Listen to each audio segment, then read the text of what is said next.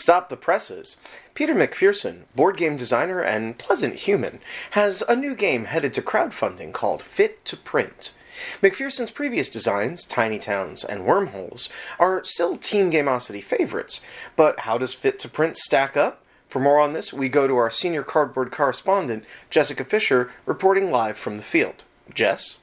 Thanks, Andrew, but this is clearly a forest, not a field. Fit to Print is a tile-laying game where each player is a newspaper editor in a charming woodland town called Thistlewood, beautifully illustrated by Ian O'Toole. The residents of Thistlewood always want to know what's happening in their lovely hamlet, from the events at the community fair to who's been rooting around in Mrs. Bramberry's carrot patch. Oh, well, that sounds like a lovely pastoral setting for a relaxing pastoral game. It's not. Oh. Fit to Print takes place over 3 cutthroat rounds, where players are rushing to gather up articles, images, and advertisements, and to finish their paper's layout before it has to go to print. Articles score editors' points directly and cover a variety of subjects, from sports and entertainment, to news, to business and technology. And they can either be good news or bad news. To keep readers entertained, you'll want to lay them out so that the articles of the same subject aren't touching, and so that your newspaper is overall balanced between good news and bad news. Photos score points based on what articles they touch, so you'll need to make sure to take that into account as you lay them into your paper.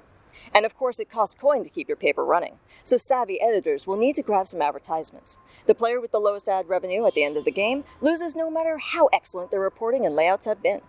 Oh, well, not quite pastoral, but it sounds like Fit to Print is all about careful selection and thoughtful layout. It must be a real brain burner of a game that takes a while to play. Fit to Print is a real-time open drafting game set to a timer that doesn't stop except between rounds. That's right, Andrew. Once a round of Fit to Print starts, all players will be simultaneously grabbing from the same face-down pile of tiles, only flipping one at a time over as they select what they'll be adding to their layout.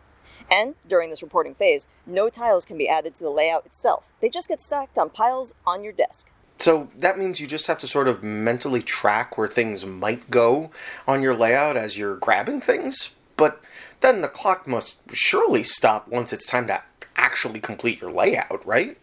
Absolutely not, Andrew, and you're foolish for even suggesting it. When you think you've got the right piles of articles, pictures, and advertisements, you announce that you're shifting to your layout phase, and then it's hands off the communal tiles and hands on with your own layout. You'll arrange your tiles as effectively as possible, keeping in mind the placement restrictions and scoring rules, and then, once you think you're finished, you yell, "Print!" and sit on your hands, until everyone is finished or time runs out. That sounds extremely stressful. Only if you don't know what you're doing, Andrew. Once everyone's gone to print, players will score their papers based on the articles and pictures they've added, but will lose points for an imbalance between good and bad news, tiles they didn't manage to fit in their layout, and for large blank spaces in their newspaper. And, of course, you won't score points for tiles that violate the placement rules. Then, your board gets cleared, and you increase the size of your layout, reset the timer, and do it all over again. After the third round, the player with the most points is the winner, so long as they don't also have the least ad revenue, in which case they lose immediately. This is all very aggressive. Newspaper layouts aren't a joke, Andrew, and your flippant attitude about Thistleville's investigative reporting isn't helping. The matter of Mrs. Brambleberry's carrot patch is important to the community, and I'll thank you to give it the gravitas it deserves.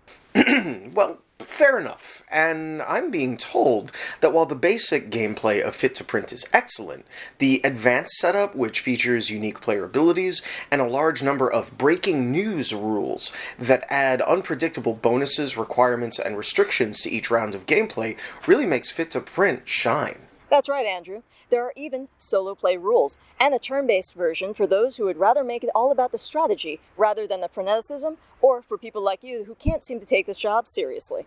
Hey! The bottom line is that Fit to Print takes all of these gameplay elements, strategic tile placement, drafting, pattern building, and set collection, and really makes them hum with its physical design and real-time component for an excellent gameplay experience.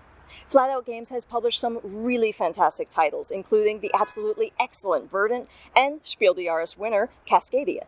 So we're completely confident that the quality of production will match the engaging gameplay of this title. Fit to Print is definitely a game that can and should fit into almost any collection. This has been Jessica Fisher reporting from the woods. Hey, Meeple and I thank you for watching. If you want to see more of our reviews, please click on either of these playlists. One of them is our full-length review series, and the other one is Game in a Minute, where we tell you everything you need to know about a game in about 60 seconds. If you'd like to subscribe, please click the G and ring the bell so that you get a notification every time we publish. And if you like what we do and want to support us, please check out links to our Patreon below. We'll see you next game. Flesh and blood.